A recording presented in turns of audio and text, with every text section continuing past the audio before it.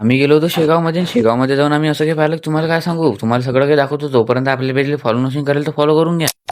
तर सगळ्यात पहिले सर्वांना मनापासून जय श्री गजानन. आज आम्ही सकाळी बसमध्ये बसून निघालो होतो शेगावला जायसाठी. इकडे बाळापूरमध्ये आलो होतो आणि बाळापूरमध्ये आम्हाला गाडीच नाही भेटली. मग काय अर्धा घंटा थांबत बसलो आम्ही. तेवढा टाइमपास न करता आम्ही मस्त शेगावची एक मस्त स्टोरी ठेवून दिली. त्यानंतर बस गीस आली. बसमधून डायरेक्ट आम्ही शेगावला आलो. अटी आल्या आल्या मस्त शिवाजी महाराजचं दर्शन घेतलं. त्यानंतर आम्हाला लटकेल दिसलं. हे काय ते काही समजलं नाही. तुम्हाला माहिती असेल तर कमेंट करून सांगून द्या. त्यानंतर जास्त टाइम न लावता आम्ही डायरेक्ट मंदिरामध्ये आलो. त्यानंतर व्हिडिओ काढणं चालू केले. माझा मित्र म्हणत आहे की काय रे तू व्हिडिओ काढतो म्हणून लोक त्यावर हसत नाही का. तर मी पण त्याला एक चांगलं हसून उत्तर दिलं की 4 जण जर आपल्याला विरोध करत असतील तर 10 जण आपल्याला सपोर्ट करायला आहे. त्यामुळे जास्त टेन्शन घ्यायचं नाही. व्हिडिओ काढत राहायचं. तुमच्यासारखे प्रेमाचे माणसातले मग तर काही विषयच नाही आहे. प्रेमाचे कमी जरी असून ना आपण जीवाभावाचे आहेत.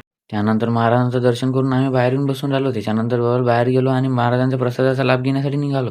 त्यानंतर इकडे आल्यानंतर आम्ही बारीमध्ये लागलो. बारीमध्ये 10 वाजता येऊन पण एवढी सारी गर्दी होती. पण हे मात्र खरं आहे की बाहेर तुम्ही किती जेवण केलं तरी महाराजांच्या जेवणाची जी चव आहे ती तुम्हाला कुठेच भेटणार नाही. त्यानंतर जास्त टाइम न लावता आम्ही कृष्णाईच्या मळ्यामध्ये निघालो. तर ते आल्यानंतर मस्त व्हिडिओ वगैरे काढून घेतले. आता तुम्हाला तो व्हिडिओ पाहायचा असेल तर आपल्या पेजमध्ये मी निघालो म्हणून व्हिडिओ टाकलेला आहे. तो व्हिडिओ पूर्ण पाहून घ्या. व्हिडिओ वगैरे काढून घेतले आणि त्यानंतर निघालो आम्ही घरी जाण्यासाठी. आता आनंद सागरमध्ये तर आम्ही काही जाऊ शकलो नाही. आता तो जो व्हिडिओ आम्ही नंतर कधी शूट करू. तोपर्यंत घ्या फॉलो करून.